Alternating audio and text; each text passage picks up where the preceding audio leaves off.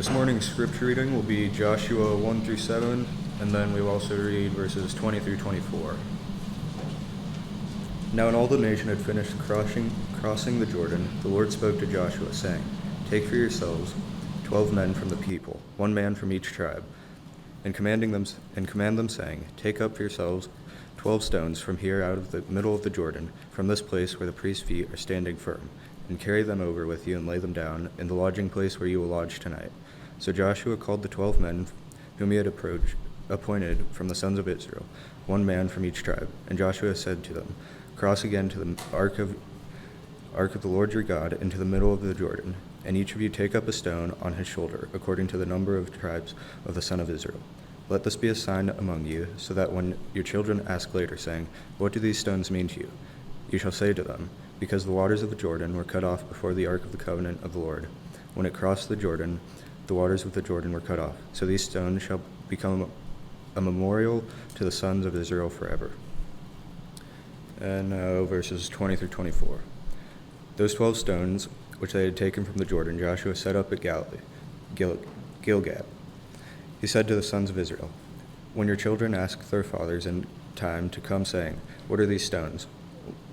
Then you shall inform your children, saying, Israel crossed this Jordan on dry ground. For the Lord your God dried up the waters of the Jordan before you until you had crossed, just as the Lord your God had done to the Red Sea, which he dried up before us until we had crossed, that all the peoples of the earth may know that the hand of the Lord is mighty, so that you may fear the Lord your God forever.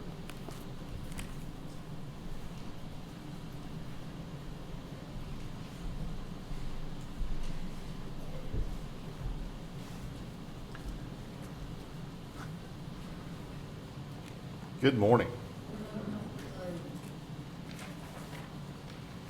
We've been working our way through a series of lessons this year about the kingdom, and the title of today's lesson is Kingdom Memorials.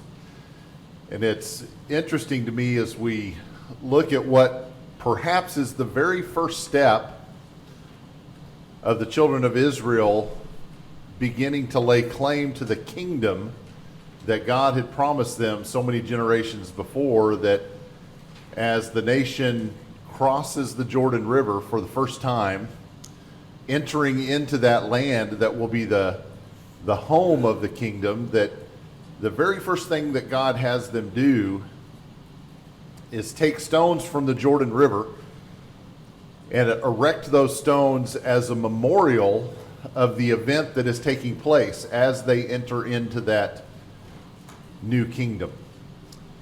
Now, there's a series of events that have been taking place over hundreds of years that have laid the groundwork and the preparation for this. So is this the moment that Israel becomes a kingdom? I'm not sure that we can really say that this is the moment, but it is a pivotal moment in the establishment of Israel as a kingdom that God has promised that they're going to become. And in that moment, in that pivotal moment of kingdom making, God says, take a minute, take these stones and erect these stones as a memorial so that we have something to remember this moment by.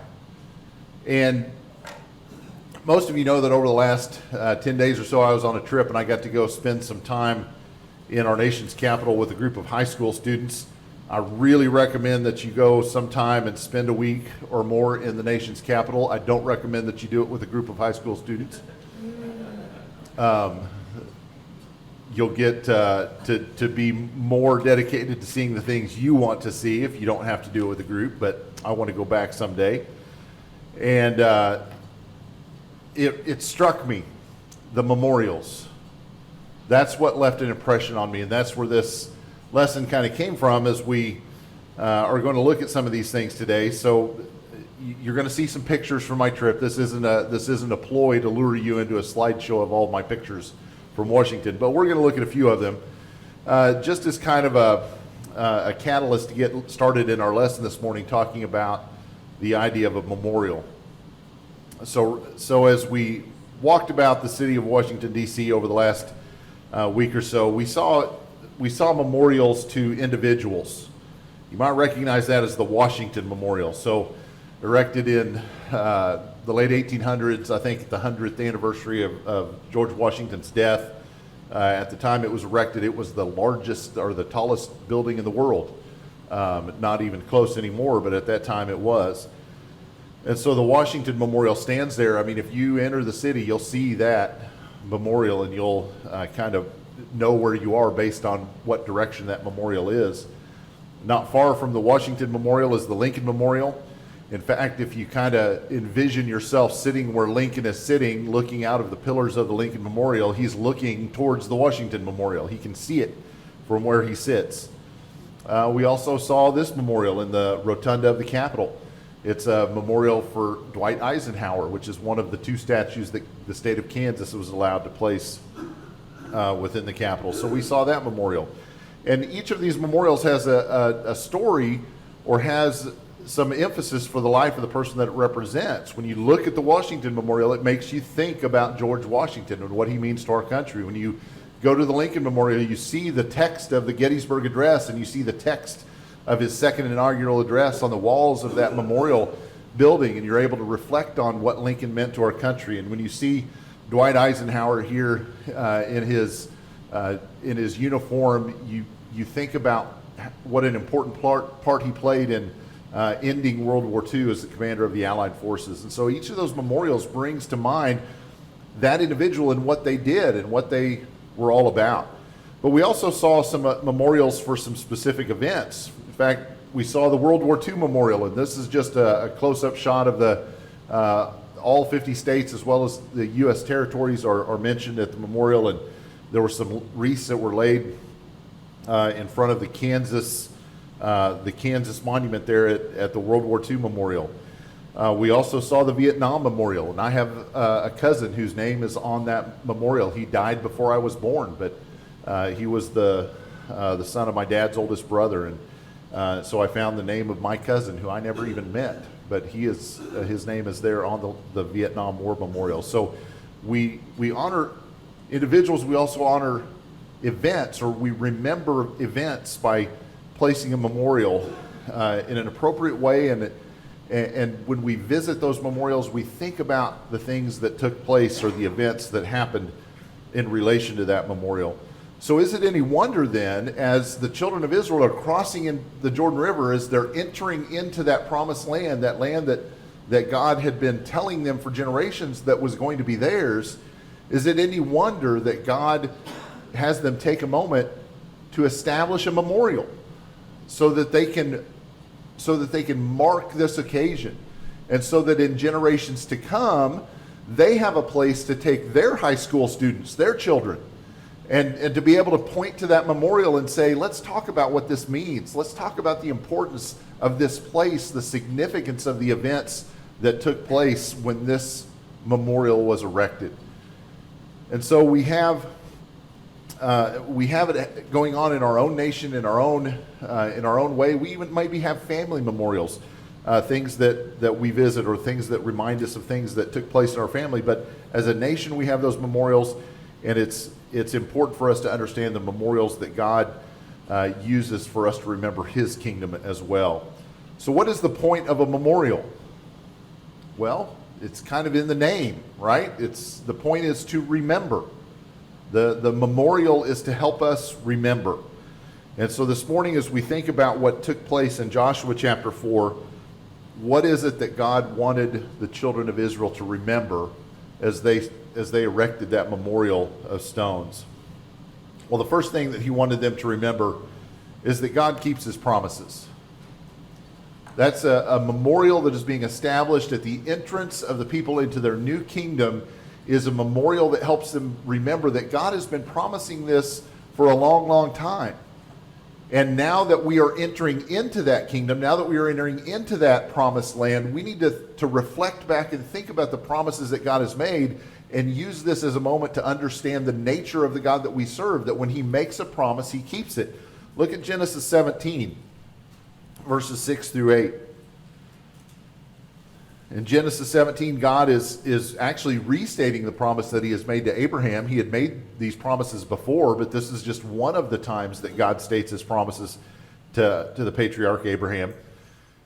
And in verses 6 through 8, he says, I will make you exceedingly fruitful, and I will make nations of you, and kings will come forth from you. I will establish my covenant between me and you and your descendants after you throughout their generations for an everlasting covenant, to be God to you and to your descendants after you. I will give to you and to your descendants after you the land of your sojournings, all the land of Canaan for an everlasting possession, and I will be their God. Think about the significance of the moment when the people of Israel have left Egyptian captivity, and yeah, they wandered in the wilderness for 40 years, but now at the end of that 40 years, they are now entering into the land that God promised their father Abraham. God told Abraham, do you see this land that you are moving around back and forth in, that you are a nomad in? Do you see this land? This land one day will belong to your children. And now, Joshua chapter 4, that promise is being fulfilled. That is God saying, enter into the promised land. This is your land. I promised it to Abraham. Now I'm making good on that promise. I'm giving it to you who are Abraham's descendants. And we're going to commemorate this by erecting a memorial so that you have something to talk about, so that you have something to demonstrate to your children. And you can say, think about the promises that God made and think about how he kept those promises. Now, sometimes God's promises don't happen on the timeline that we wish they would happen on. Maybe Abraham would have thought it'd be pretty cool if I got to lay claim to that land myself, or maybe my son or my grandchildren would lay claim to that land, but it's some several hundred years later before that land is actually delivered to Abraham's descendants. But God kept his promises. God told Abraham it would happen, and several hundred years later it did. And this is the moment of that promise being delivered. And we're going to commemorate that promise with a memorial. The memorial erected would be a reminder to those who saw it that God has a much different perspective on time than we do. And when he promises that he will deliver it, even if we don't understand how it's going to be delivered, God's promises are real and they will be made true. The next thing that we need to remember when looking at these memorials is that we need to remember to teach the children. We need to remember that. We need to be intentional about the way that we teach our children. Joshua was told that these stones, he was told specifically there, I think it's verse 6. Verse 6 in Joshua chapter 4, it says, let this be a sign among you so that when your children ask later, saying, what do these stones mean to you? Then you shall say to them, because the waters of the Jordan were cut off before the ark of the covenant of the Lord when it crossed the Jordan, so the waters of the Jordan were cut off. So these stones shall become a memorial to the sons of Israel forever.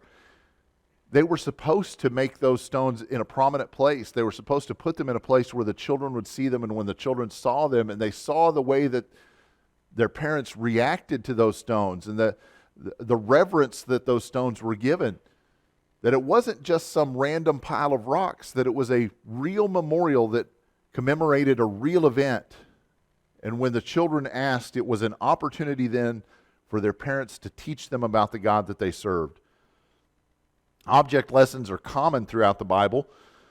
Some common ones are some that we've seen in the last couple of years of our Bible class studies. We studied the book of Ezekiel, and think of the number of times in Ezekiel that there were various object lessons that Ezekiel was commanded to perform in front of the children of Israel.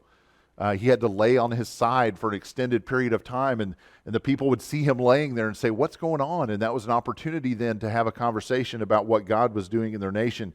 He was commanded to cut off all of his hair and his beard or a portion of it and use that as a symbol. He was commanded to build a model of the city and build a rampart up against it, a siege tower up against that city as a representation of what was going to happen to the city of Jerusalem.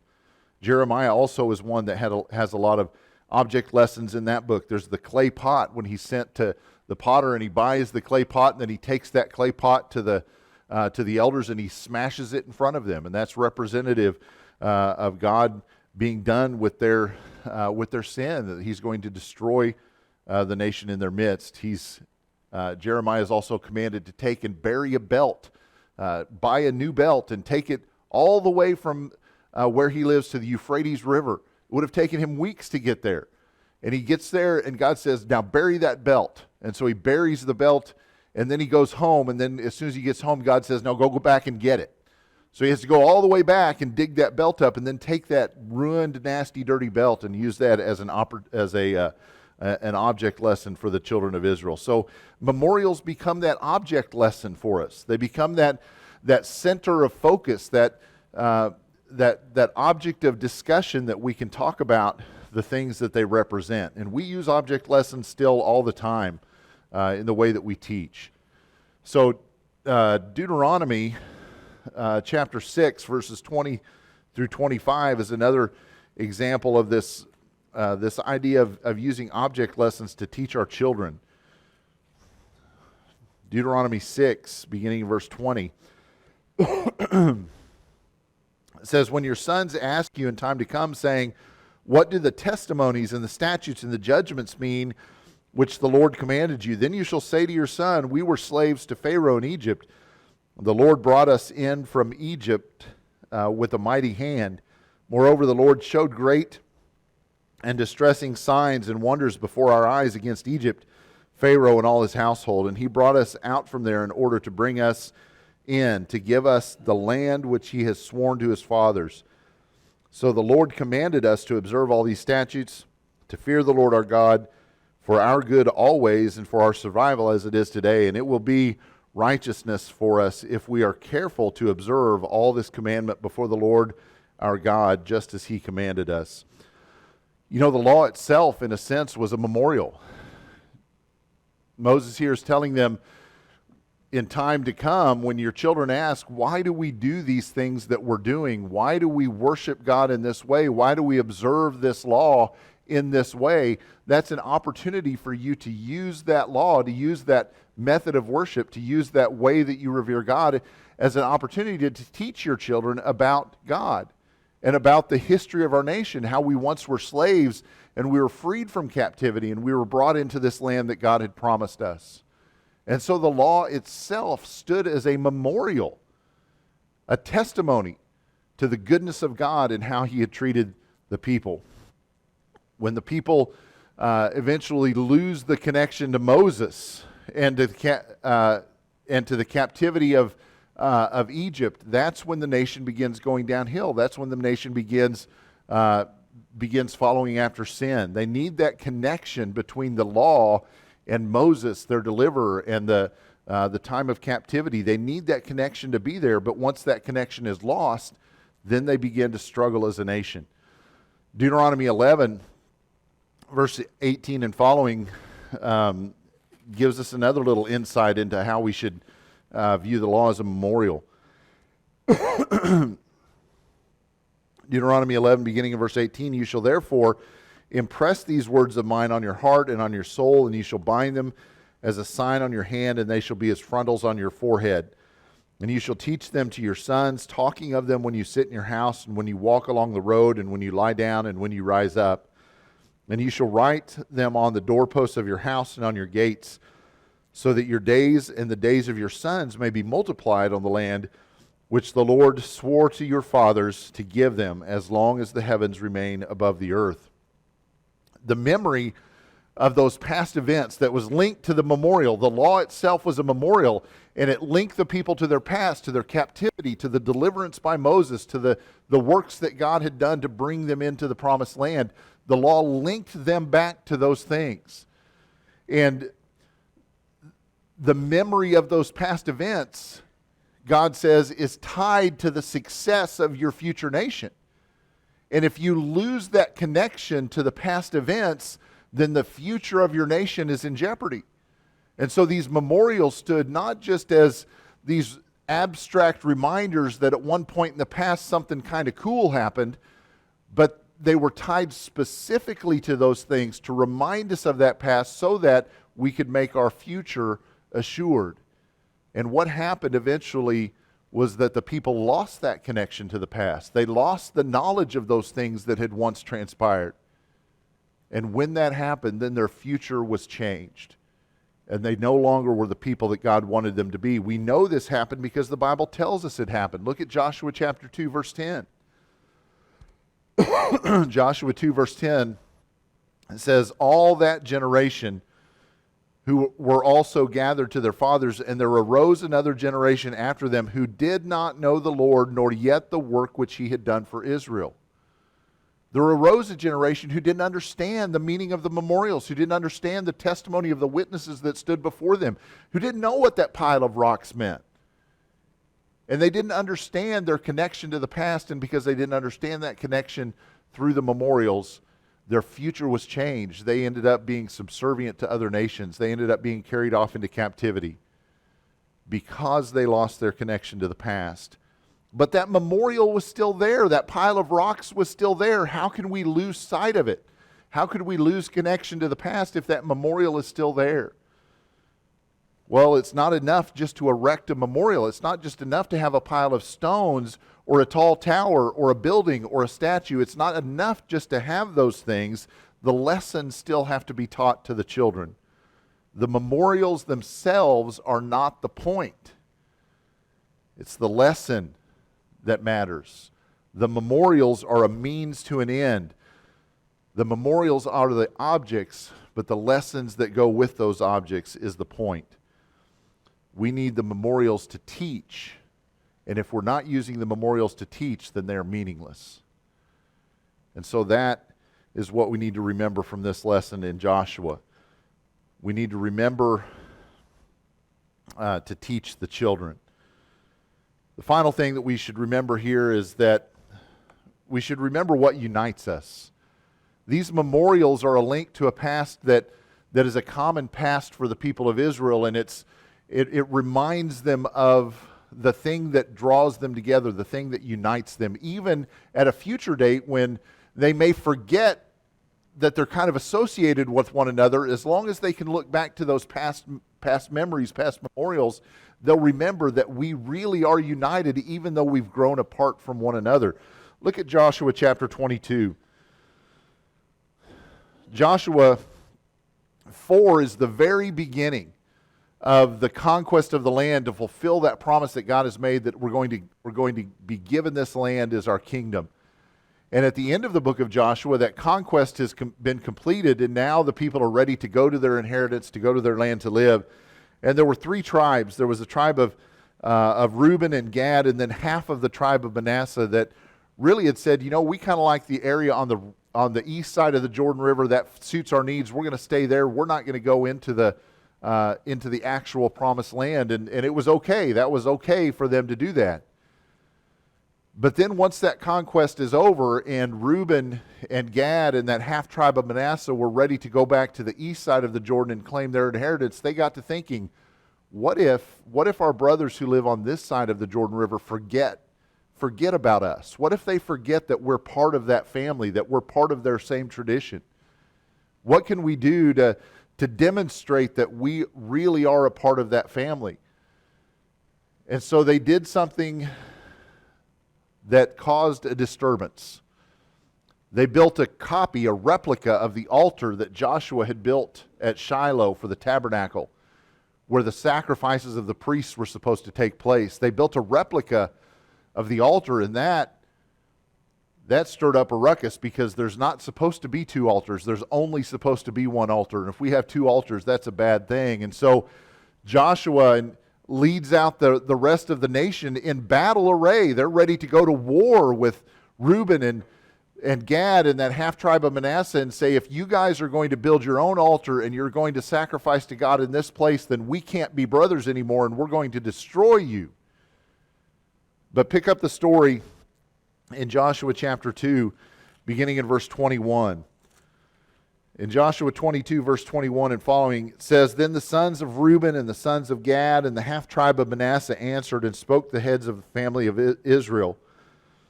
The mighty one, God, the Lord, the mighty one, God, the Lord. He knows, and may Israel itself know, if it was in rebellion or if in an unfaithful act against the Lord, do not thou save us today. If we have built us an altar to turn away from following the Lord, or if to offer a burnt offering or grain offering on it, or if to offer sacrifices of peace offerings on it, may the Lord himself require it. But truly we have done this out of concern, for reason, saying, in time to come, your sons may say to our sons, what have you to do with the Lord, the God of Israel? For the Lord has made the Jordan a border between us and you, your sons, you sons of Reuben and sons of Gad, you have no portion in the land. So your sons may make our sons stop fearing the Lord. Therefore we said, let us build an altar, not for burnt offering or sacrifice, rather it shall be a witness between us and you, and between our generations after us. And so the Reuben and Gad and the half tribe of Manasseh, they build this altar not as an altar to sacrifice on, but rather as a memorial. As a reminder that we are brothers. There is something that unites us. There is a God that recognizes the sacrifices that take place on the altar in your land. And look, we built an altar just like it in our land, not to offer sacrifice, but just to demonstrate that we are united in following that same God. You see, it was a memorial that signified their union, that signified their unity with one another. And so as we were traipsing about Washington, D.C. the other day, we would see groups of people that I've never met before, that I didn't know, but they were from places like Michigan and North Dakota and Idaho and Florida and weird places like California. But they were there looking at the same memorials we were looking at. And they were remembering the same shared past that we have. They were remembering the same battles, the same people, the same events that we were remembering. And even though they were from places that I maybe have never heard of or never been or never will be, we were united because we were remembering a shared past. And so there is a unity that comes from observing these memorials in a kingdom sense. As we look at the things that we're doing today as part of God's kingdom today, there are other people in other parts of the world doing those same things, remembering the same stories, observing the same things, and we are united with them. We are in a unity with them based on those memorials, even though they may not be places we've ever been or people we've ever heard of. And so it is these memorials that unite us and signify to us that we all are God's people. So the point of a memorial is to remember. So what is our call to action? Well, we have to maintain the memorials. We have to do the work of maintaining the memorials that we've been given. And I don't think there's any more powerful example of that in Washington, D.C. than at Arlington National Cemetery at the Tomb of the Unknown Soldier. And we happened to be there on Memorial Day, and we saw a lot of wreaths being laid, and we saw the changing of the guard, and to recognize that there is a group of individuals who are dedicated to the preservation of that spot, that memorial. 24 hours a day, 7 days a week, 365 days a year, there are guards stationed there who are tasked with the preservation of that memorial. They never waver in that dedication. They never waver in their heartfelt and sincere dedication to maintaining vigilance that memorial continues to mean for future generations what it has meant for past generations. That memorial will stand. If it is maintained in that way, it will continue to stand long after other memorials have weathered and wasted away. That's the way we need to preserve the memorials that we have as part of God's kingdom. We need to have an unwavering vigilance that these memorials are going to continue to be a part of our conversation, that we're going to continue to be dedicated to them, and we're going to preserve them for future generations so that they can know the God that we serve. What is our task? Our task is to preserve the memorials, to make sure that future generations know them and respect them in the way that we have known them and respect them. This morning, if you have any need to bring before the congregation, we want to offer you the opportunity to ask for prayer, or to ask for baptism, or to ask for continued study, or whatever it is that your need might be. We want to give you that opportunity this morning if you'll come while we stand and sing.